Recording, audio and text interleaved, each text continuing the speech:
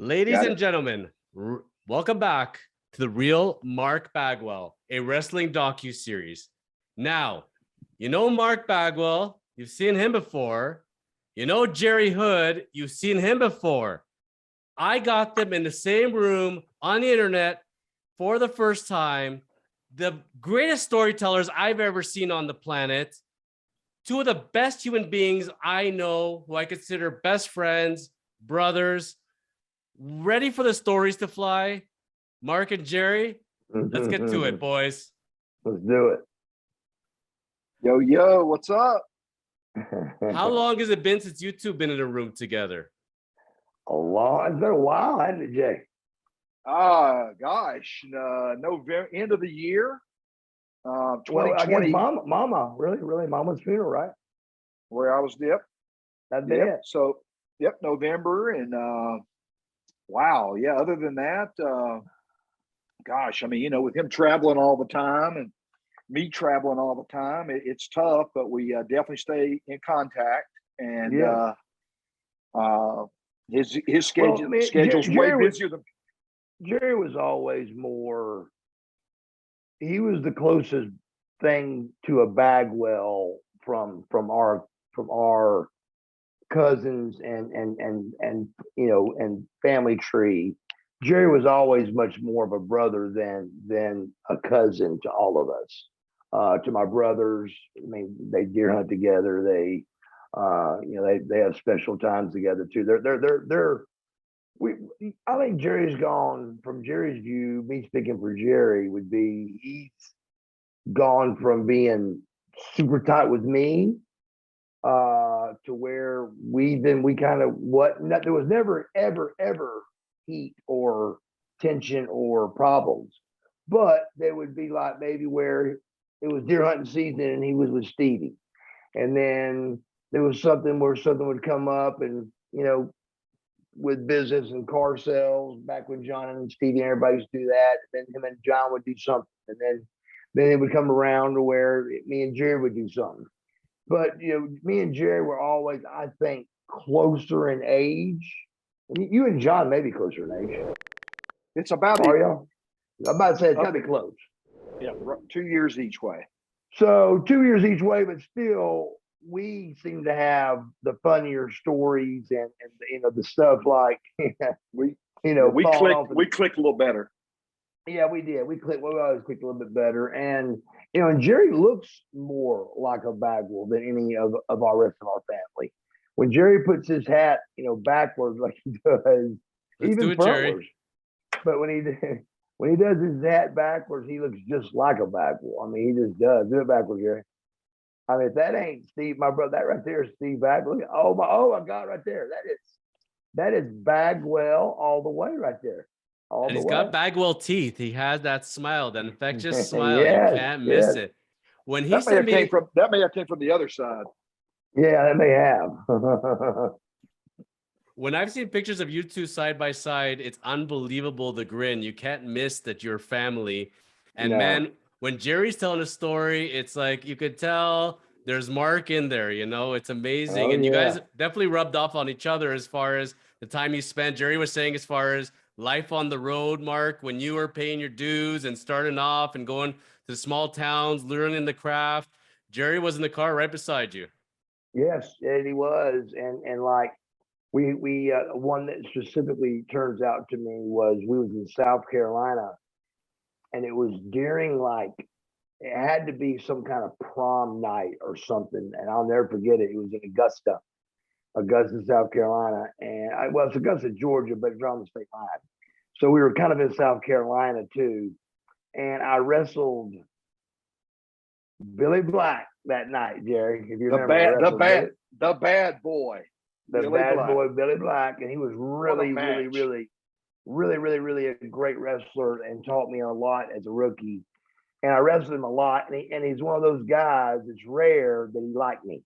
He liked the young guy, and he didn't try to, beat me up. And that was back in the day of, they made you earn your stripes, So, but he wasn't like that. He always worked with me and liked me.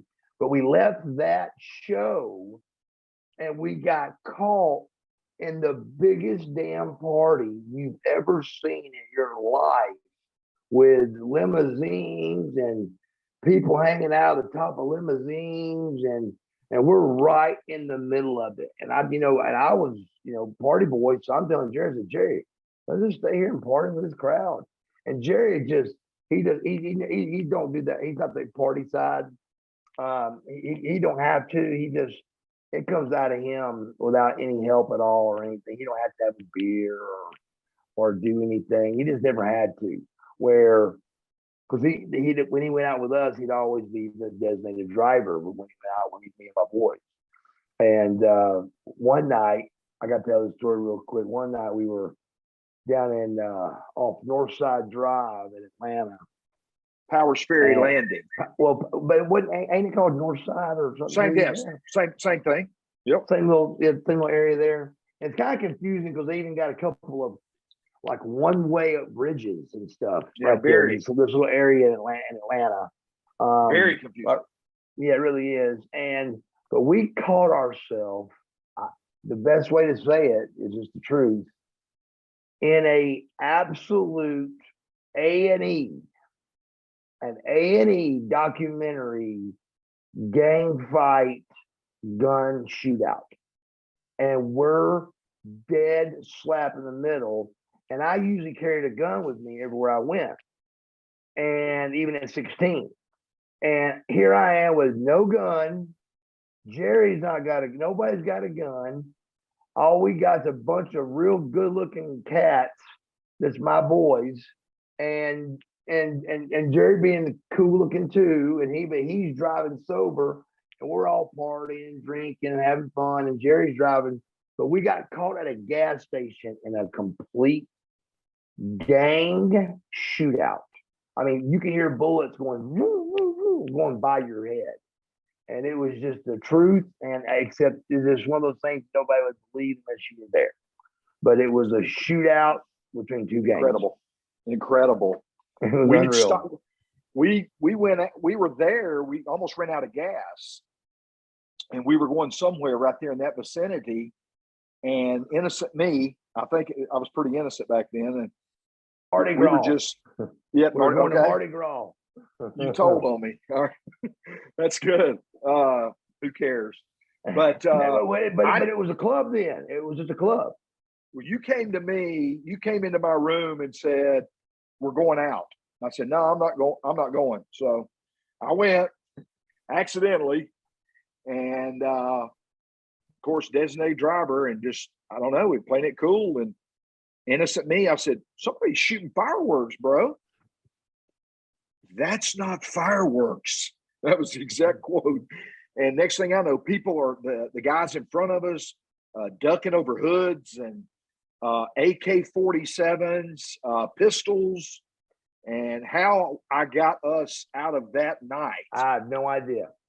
And back to where you said we went. Yeah, back to where you said we went. We got there safely, and man, wow, what a night to remember. Jerry, how did you get the guys out of there? He just got us all together. He just got us all together. He was sober, and we're all partying, and he just got us all together. And keep in mind, I'm halfway wanting to get involved in the gunfight anyway, but I don't got my gun. And so he's trying to keep me out of trouble, and I was his main thing to keep out of trouble. And then the other boys were kind of on their own, but still he was taking care of everybody, and he got everybody in the Jeep. And keep in mind, that's back when you could ride down the road in the Jeep, and you couldn't have more than 4 people legally because you only got 4 sets of seatbelts. But we'd have like 8 people in my Jeep. Without exaggeration, 6 to 7 people be hanging out Jeep. And I had a big jacked up Jeep that was the prettiest Jeep in the world, and it was just beautiful. And big tires, that was a big thing to have with the redneck world, the big jacked up tires and 4-wheel drive and all that. And but he got us in that car and he got us out of there, dude. And we just all, it was one of those things that where it was so deep that the story didn't last long because it was so deep. It was just like, did that just happen? And it did, but there wasn't nothing else really to talk about. It was just a gang fight that we got caught in the middle of. It was the damnedest thing I ever been through. Probably one of the damnedest things I've ever been through in my entire life. No one ever believes that story when we go back and tell it, whether it's a family reunion, a cookout, and you're the first one we start, with Mike Bunall, Mark Johnson, I think Jamie Pugh.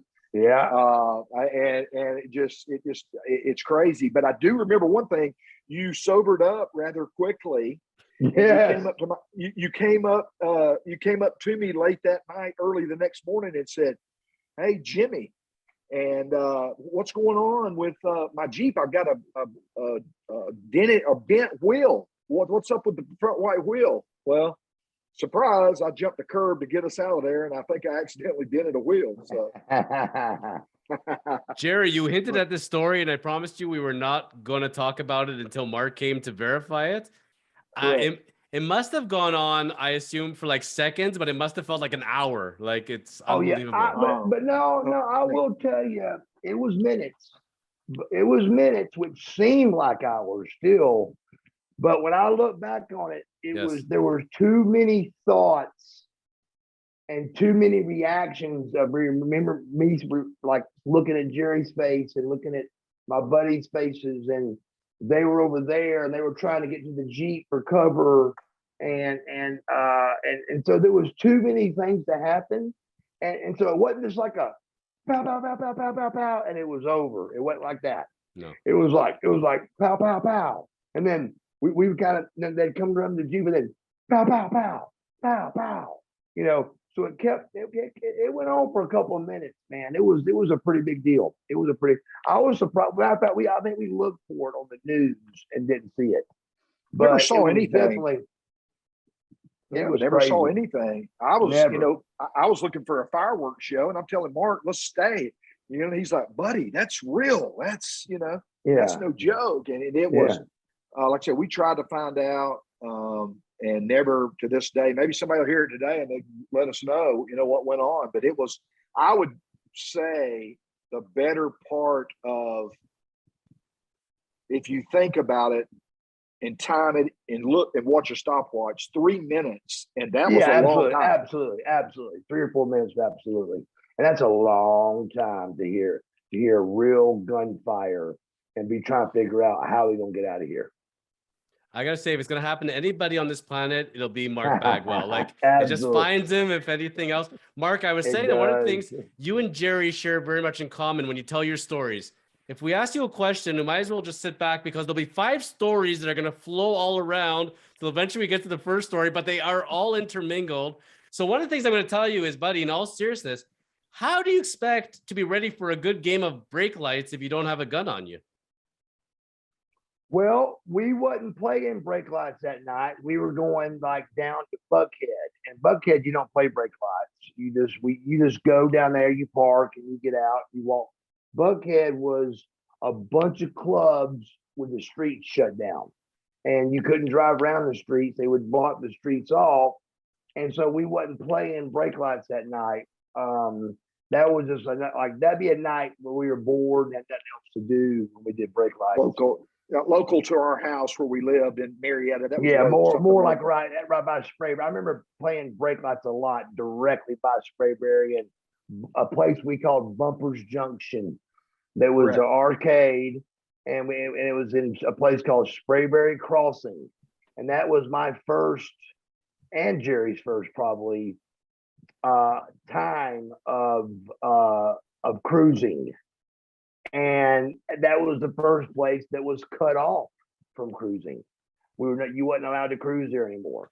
But we used to cruise there, and when you cruised through there and the big red Jeep, everybody knew that was the Bagwells, and nobody messed with the Bagwells and the big red Jeep. Nobody. Now we need to clear up another issue. Is Jerry has raised a couple of times of Marc Bagwell's love of Wendys. Now, Mark, we got the numbers have kind of fluctuated as Jerry tells the story. How much do you actually put away at Wendy's in one sitting back in the day? Man, I can eat, man. I can go. Like I would say, without exaggeration, I get 4 sandwiches. Like two doubles, some kind Two of chicken sandwiches. some kind of chicken sandwich, and then some kind of nugget. Four meals is what I would get always, with fry, shake, and a diet, of course, Diet Coke. You know, and an accidental 2 baked potatoes. Yeah. But I could go, man. I could eat, and back in the day, because you got to realize I had nothing on my mind but one thing, and that was to be a professional wrestler. And I was going to be, and I was going to make it, and in my mind, and no matter what people thought or said or done, I was dead set on putting weight on, and I was a real skinny kid, and just did nothing but just weight train, day in, day out, nonstop, and just finally got to where I put my weight on and started putting weight on. And, my brother Stevie was really, really good at weight training. And he still looks really good to this day. He's 6'4". He's really the athlete that everybody, he really is the one that should have been the wrestler. He just didn't have, Stevie's a little bit shy when it comes to cameras and stuff. And so is John.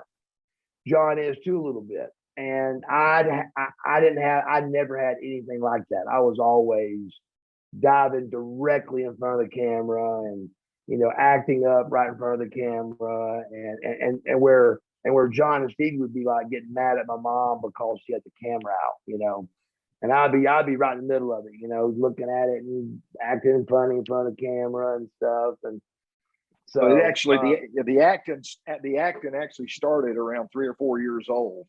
Oh, absolutely. Yeah, for sure. I was asking Jerry the age. When did you first know that Marc was something special? Marc was really going to be a personality. He goes, yeah, 3-4 years old. We knew it. Yeah, guaranteed for sure. He was, oh, bro. I mean, there was never a dull moment. He came up with something, whether it was a game or let's build something. It was fun. It was, he made it that way, and he turned it up about 2 or 3 notches, and we're like, who's that? Who's that? But back on the Wendys deal, we talked about the Wendys deal. That was the time we loaded up to go to North Augusta, South Carolina, right there at the line. And I told him I was happy. One of our first trips, I said, hey, let's go to Wendys. I'm buying. Well, we had $9 to my name, And he said, you're buying? Yeah. And we pulled in, like I said, 4 sandwiches, 2 baked potatoes, a large Diet Coke. And did y'all have a 6-piece nugget? And he said, yeah. And he said, and whatever he wants. And I said, I'm good. I didn't want to be embarrassed that we had $9. We were in a 1989 Daihatsu 3-door hatchback. The Daihatsu. We were in the Daihatsu. We filled it up with $9. I bought the food. He did save me a few of the fries or nuggets. We got out there. He wrestled the bad boy, Billy Black. He got paid $100, and we drove home, ate again. By the time we got back to Marietta, or Kennesaw rather, we had $3. And that summed it all up. We broke even. That's where Marc, a lot of people understanding when you're coming up the ranks and learning the craft of wrestling, people think it's so glamorous, but by the time you get paid and you're actually just from gas and food, right? Like, it's a struggle. Oh yeah. Like I said, there's 2 kind of wrestlers, and I've said this before to you. And this is flat out the way it is, whether guys want to talk about it or not. You had the kind of wrestlers that dressed up at Halloween like their favorite wrestler, and they would drive around just to get in the ring to wrestle for free. And then you had your second type of wrestler that I would consider your Marc Bagwells, your Kevin Nashes, your Lex Luger, your Stings, and they're friends of mine. I hope they don't take that wrong, because I'm not saying it wrong, but it just that we got in it more for the money. Now, we all learned to respect the business before it was over, but you had 2 different kinds of going into it with respect. I mean, like I said, we'd be on the ninth green, and I had Scotty Riggs. Scotty Riggs just had turned an American male, which I created and called. I created his name and all that. And on the ninth green, we got grilled chicken sandwiches getting brought out to us on the ninth green, and we're playing golf with Sting and Lex Luger. And I've almost got to keep Scotty Riggs' mouth covered because he's so blown away at what's going on. And so, because he wasn't used to that. You know, he was used to dressing up like his favorite wrestler at Halloween and following, you know, the group around and wrestling for a hot dog and a Coke and being happy. And I did that only because Missy taught me how to do that and taught me that you're there to learn how to wrestle. You're not going to make money. You're not going to make a living at this. He goes at first, but you're there to know and learn your craft. So whenever they would come back and say, "Hey guys, we ain't got no money out there. There's only 12 people here. We got enough for everybody to get a Coke and a hot dog." And everybody else would say no, and I'd say, "Well, I want to wrestle. I want to wrestle," because I was trying to work on my craft and make it better. And so a lot of times guys would go, "Okay, well, Bagwell's going to do it. I'll do it too," you know. And everybody would hop in and do it, and we'd make a show out of it because it didn't matter if there was 12 people or 1,200. I'm trying to get better at my craft. You know, I'm trying to get better at wrestling. I gotta say, you know, when you talk about the Wendy stories, like they should be now paying us for endorsements because, you know, Mark back in the day, buff with the top hat, you doing Wendy's commercials, I could see that. They, you know, the same way Mr. Macho Man, you know, in his day was doing the Slim Jims, right? Sure. That'd have been a good one. It would have been. Now I'm bringing this out because it came up before. Oh boy. Macho Man, baby. You know, this was one of the classic wrestling tees of all time. You know, he wore his own shirt. I loved it. We were debating, you know, Jerry and I. Tell us, Mark, as far as your relationship with Randy Savage, the Macho Man, what kind of influence did he have on you in your career? Huge. A real big impact. But really, to be honest with you, me and Randy had a lot more special relationship than people know for two reasons. One, people ain't going to talk about that and put me over that field because that's all, you know, you got Randy Macho Man Savage here and you got, you know, Buff Bagwells down here at the best. Even when I wrestled in main event on Thunder, you know, it was still, he's the Macho Man Randy Savage, and there's a gun right there. And then he, you know, I'm down here, you know, and but he was the worst, God rest his soul. And I love the Macho Man more than anybody, but he was not good at putting his outfits together. And you're talking about two people named Lex Luger and Buff Bagwell that literally waited all week long to break out the shirt that we were going to go out in on Saturday night and try to see who had the baddest shirt, whether I did or Lex did. And so we'd wait and go, "All right, 1, 2, 3, ready?" And we go 1, 2, and we'd pull our shirts out and see whoever had the coolest shirt. Well, Randy, you know, would come walking in with a pair of jeans that wasn't cool, a pair of sneakers that really wasn't that cool, and a shirt that wasn't cool. So I'd always hook him up in like my second or third day shirt that I was going to wear, but I didn't care because it was Randy the Macho Man Savage wearing it. But I bet you like $1,000 there was at least 6 or 7 Buff Bagwell shirts in Randy Macho Man's closet when he passed away. Guarantee it. Because I loved being able to help him and show him how, because he had a great body, you know. He just didn't know how to put it together exactly. And I'd always love putting them together. But speaking of that main event match, very important. That's when they brought up the New Bloods. And so I was hand given this paper that completely, I mean, ripped Randy Macho Man Savage apart coming out of my mouth about Randy. And I'm talking about it is completely word for word scripted of what I said. And me just having the brains that I had and being taught by Misty how to take this business and how to make it in this business, I remember saying to myself, you need to save this paper. You need to save it because Randy is going to flip when he hears this. He's going to get mad at you, and you need to have proof and have some backup.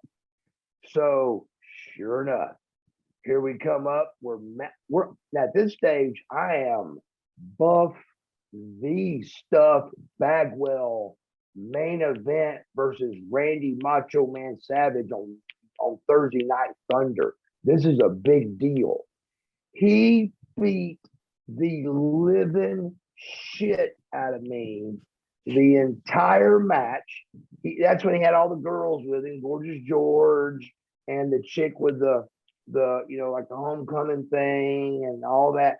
They Medusa and they all would hold me. They had all the girls drop kicking me and he just embarrassed me and beat me up and all that. We get to the back and I go, I'm borderline. I mean, Randy was tough and he'd fight you, but so was I. And I said, what the hell was that, bro?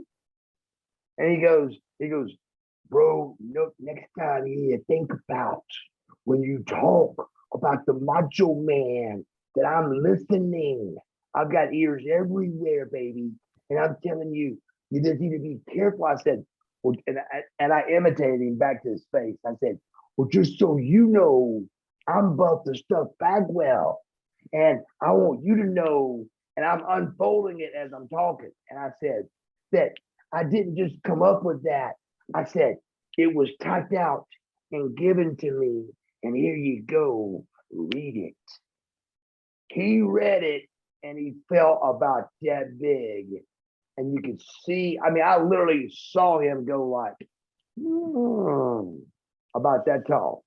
And he was like, I said, so what you just did, instead of taking a main event Thursday night Thunder match and making it a great thing, all you did was go out and humiliate me for 12 minutes.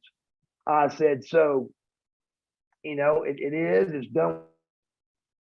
It's done. He goes, I'm so sorry, brother. I didn't mean to do it. I said, yeah, all that's cool now. I said, but it's too late, bro. And so, but he said, can I keep this?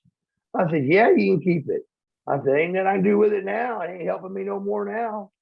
So he kept it and he went to Eric and it caused a big fight between him and Eric. And Eric's thing was he would take his tooth out if he was going to fight you. I've never seen this, but I've heard from Baby Boy Smith.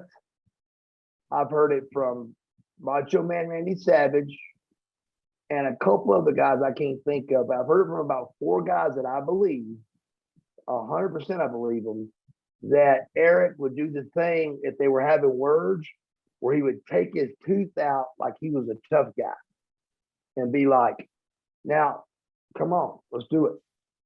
And there was like 4 guys that told me that story. And to the point where they were like, bro, you ain't got a chance. Put your tooth back in. You ain't got a chance with me. But Davey Boy Smith was one of them. He was one of the first ones I heard do that. That the guy that Eric took his tooth out. And I said, what? He took his tooth out.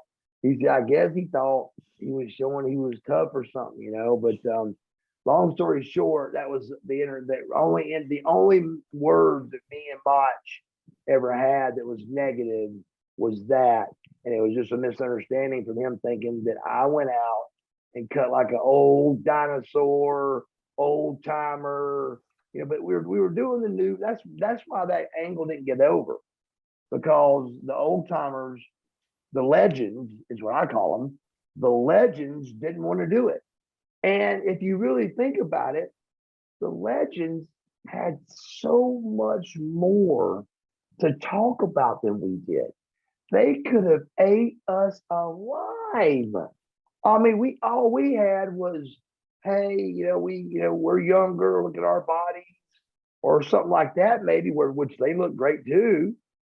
But they had, world championships and world titles and U.S. heavyweight titles, and so it would have been a great argument, but they just didn't want that age thing to come in, and they knew that would be the final straw of us winning.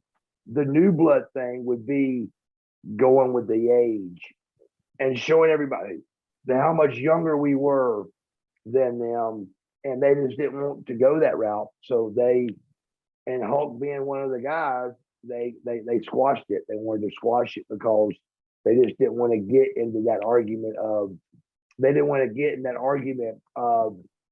who was the younger stars and who were the dinosaurs or not. I've never thought of it until now. It's funny how ideas come organically in your mind as you're listening to Marc Bagwell stories. But imagine if everything else being equal, if it could have been a different universe. But imagine a tag team with you and Macho Man. Buff at his peak with Macho, because the way he talked, the way you talked, I was sure there was an influence there because I just see it. He was such a showman. He was on the mic. He had that energy. He was always on. He was always intense. You were always intense. I think that would have been a fantastic tag team. Oh, I loved it. I loved Randy. It was great. I said that's the only time we ever had words, and we got right over that.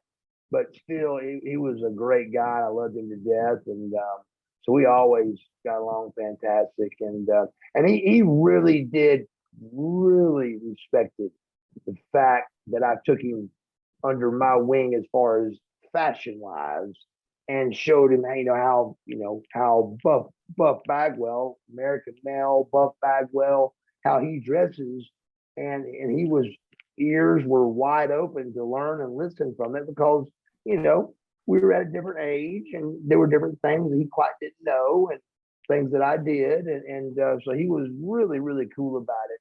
And I had a blast letting him wear my shirts, making him feel good. He looked good in them. He was all jacked up and big, and so it was to me it was fun. I loved that whole run of NWO, and I learned a lot of things from him too. Just like what did you always saw his name on all his stuff. Well, you always saw my name on all my stuff because when you're in the ring out there, hell, you kind of look all the same. Well, all of a sudden it sticks out. Yeah, there you go. All of a sudden it sticks out. You got Buff Bagwell on the back of my shirt, and so there's Buff right there. He's got Buff on his shirt,